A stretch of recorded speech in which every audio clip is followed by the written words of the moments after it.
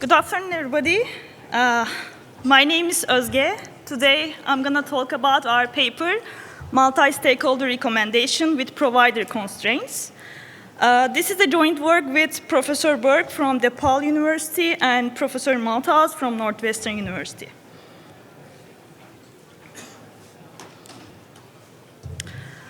Multi-stakeholder recommender system incorporates the interest of other parties.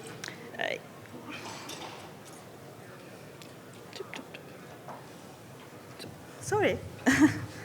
So most recommendation systems generate recommendations to maximize the utility of the end users. The system knows previous purchases or ratings and uses this information to estimate the utility of unseen items. Today, there is a growing interest in the multi-sided platforms that help different parties to find and do business with each other.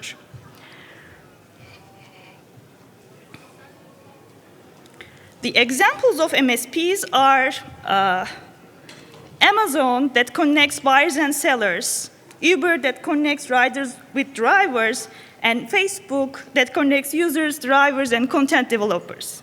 As the examples illustrate, the multi-sided platforms include the fastest and largest growing industries of the last decade because they help to reduce transaction and search costs. However, MSPs require new recommendation systems because a system that only recognizes the needs of end user does not recognize the needs of other parties. So multi-stakeholder recommender system incorporates the interests of other parties in addition to end users. We can divide stakeholders into three main groups. Those are consumers, providers, and the platform or the system itself. And consumers expect recommendations match their preferences, and providers supply items and wants to gain from consumers' choices. And the platform brings consumers and providers together and wants to maximize its utility if the matching is done successfully. However, the objectives of stakeholders can conflict. For example, in the case of retailer MSPs, we can recommend many items from specific retailers to many consumers, but some of the consumers may leave the network because of getting too many irrelevant recommendations. But if we can recommend many items from just popular retailers, then some of the retailers may leave the network because of getting too few new customer referrals. Therefore, managing recommendations for an MSP is a complex task that requires recommending items that have high consumer utility and at the same time recommending providers sufficiently often. So in this work, our aim is to jointly optimize the value for both consumers and providers. And our approach is a post-processing step that can be applied after the utilities are estimated via existing recommendation algorithms. Therefore, it can be applied to any system. And we propose two constraint optimization models to determine the top K recommendations that satisfy the provider constraints as well. We construct Lagrangian relaxations of those problems and solve them via subgradient optimization to reduce the computational time. And we finally test our approach via Nubilance dataset and at the same time a proprietary dataset from ShopRunner. So for our mathematical models, we consider a setting where there exists an MSP to match consumers with different retailers, and the platform sends recommendations to each consumer at the same time. And user-side utility has already been estimated, and our aim is to enhance the distributions of recommendations across different retailers via constraints.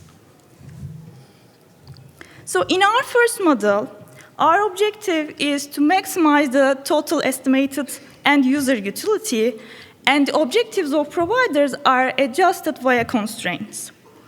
Once we solve that problem, we obtain the variable values xij's, each of which takes the value of 1 if an item I is recommended to user j. So that's a binary integer programming model. Our first constraint guarantees that exactly k items are recommended to each user.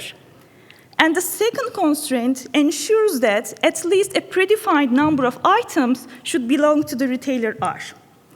So if we take a look at that constraint closely, so we can see that we have a predefined lower bound CR that is estimated via historical data set. And we have a tuning parameter alpha R that interacts with this predefined value and can be used to promote some of the retailers in our system. There can be some niche retailers or there can be new entrants in the system. So I want to illustrate this with a toy example. Let us assume that we have 2 retailers, 6 items, and 3 users. And we want to construct up 2 lists that satisfy the provider constraint as well. So let's say that we have lower bounds 2 and 4, and we want to see the scenario where we do not have any provider constraints. So we set all alpha values to 0. And the optimal solution picks the 2 highest rated items and observe that all those items belong to the retailer 1. If we want to promote the second constraint, then we can increase the alpha value for that retailer. And now we have a lower bound saying that at least 2 items should belong to the second retailer. In that case, retailer 2 only focuses on user 3, but that might not be acceptable for some of the retailers in our system if they are interested in reaching a diverse group of consumers. So in our second model, we add an additional constraint to ensure the retailer diversity. So I don't want to tell the constraints, but in addition to the first constraint, the constraints of the first model, now we have a constraint saying that the number of different retailers in each recommendation list should be at least W, which is seen in constraint 6, which is a retailer diversity parameter. So returning back to our toy example, if we set the retailer diversity parameter to 1, now the optimal solution picks 1 item from each retailer. So those are binary integer programming problems, and that can be, to solve those problems optimally can be time consuming. So we construct Lagrangian relaxations by relaxing the complicating constraints, and the resulting problem will be easy to solve problem.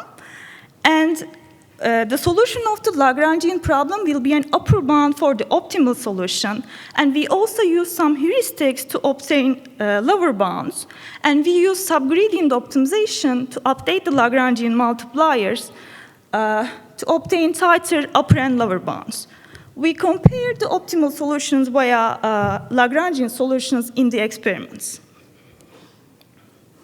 So we use movie-length data set, but we do not have any MSP settings, so we create our own scenario.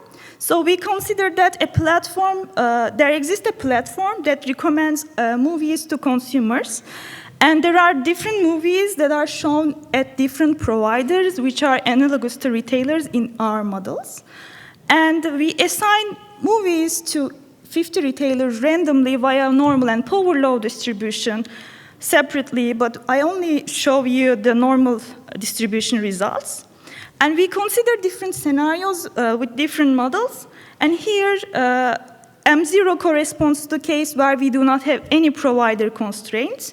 M1 and M2 are our models, and M3 is just constructed for comparison purposes, and it is constructed from model 2 by excluding the constraints of first model.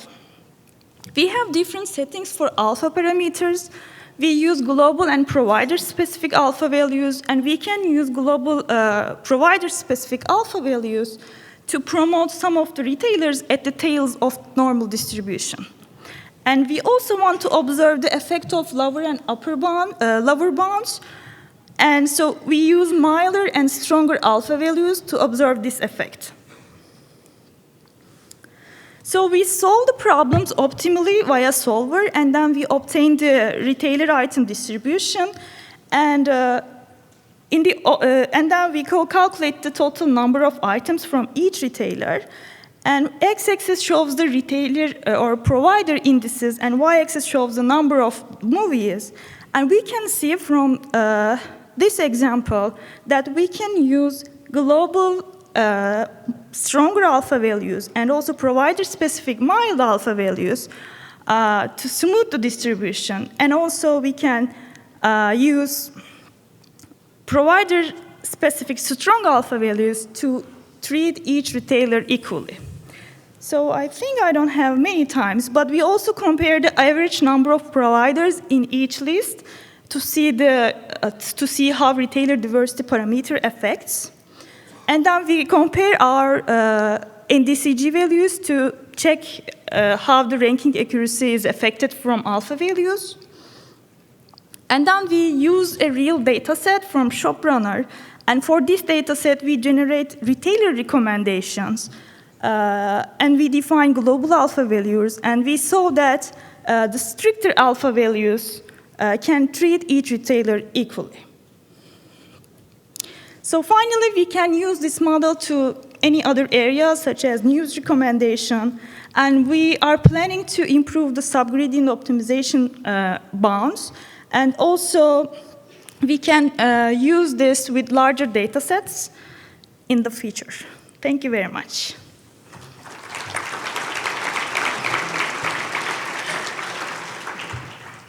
Any questions? Any questions? Yes. So Joe Constant, University of Minnesota. Thank you for highlighting this particularly interesting problem. But I want to go back to your first goal, which was you want to maximize the benefit across the various types of stakeholders. And it seems that if you have a system that regularly recommends inferior products, you may lose customers.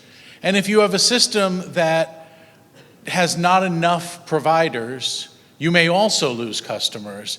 And it seems like I don't see how you would model in this the question, if Uber goes out there and says, wow, there's some drivers nobody likes, but we have to give them a certain number of customers, everybody switches to Lyft.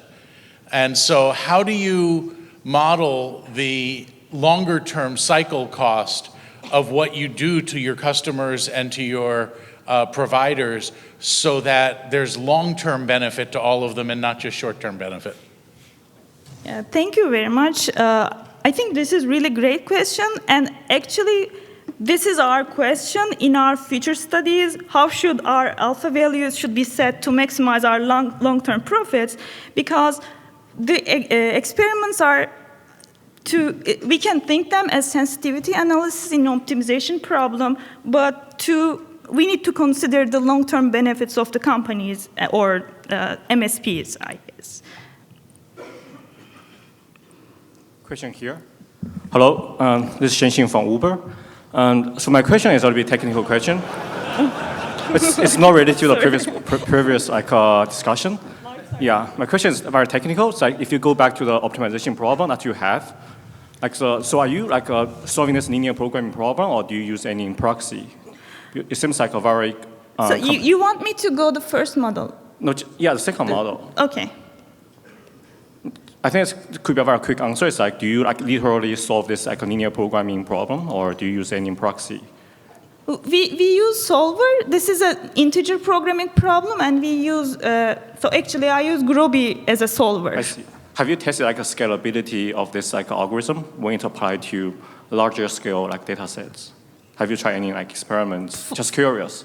The larger data sets? Yeah, larger, because the integer programming or linear programming is extremely so expensive. The solver are very expensive. I'm just curious whether you find any heuristic to speed up this optimizer or not. So this is why actually we propose Lagrangian relaxation, because integer programming can be time consuming with really large data sets. For all the experiments in the paper, we use solver and the Lagrangian relaxation, but those are not, they just take 2-3 seconds. But we haven't tried with really large-scale problems that can be time-consuming for the solver. So actually, we are planning to improve our bounds and do the computational trade-off with large-scale data sets. Yeah, cool. The second question is related to diversity. Sorry? I guess maybe I didn't get this part is, did you model diversity also as part of the constraint in your integer programming, or diversity is handled as outside of this optimization framework? Retailer diversity? So you also mentioned the diversity, right? Like you don't want to recommend a user the same product multiple times, right? Did I miss that part, or did you mention diversity at all in this talk? So we can recommend different items from one retailer to each user. And we have retailer diversity parameter in the second model. So in each list, there can be many retailers as well. So it's part of the constraint. So it's like a diversity, so you want to say, okay, we don't want to give all the same item recommend to the same user. Is that placed as a constraint in this linear programming problem, or also, does my question make sense to you? So you are talking about the sixth constraint? You mean the I think we can take this offline. Yeah, thank you. Okay, yeah. I'm sorry. Okay, let's thank the speaker. Thank you. Okay. One more question. I have one more question. Please. Okay, Just so one. one quick question, because we don't have too All much right, time. Rafael Souza from Accenture. Have you considered also how you would allocate users to providers in a way that gives valuable users to those providers, such as good quality riders to drivers, or people who have a high propensity to buy to marketplace providers? So actually, with this model, we treat each customer equally from the retailer perspective. But what we were thinking when we are modeling, we can add a coefficient. So for example, for our fifth constraint here, we can add a coefficient for the variables so that these values can be coming from the provider sides, so that we can treat each customer differently in that sense. Thank you. Okay, let's thanks again. Thank you. The speaker. Thank you.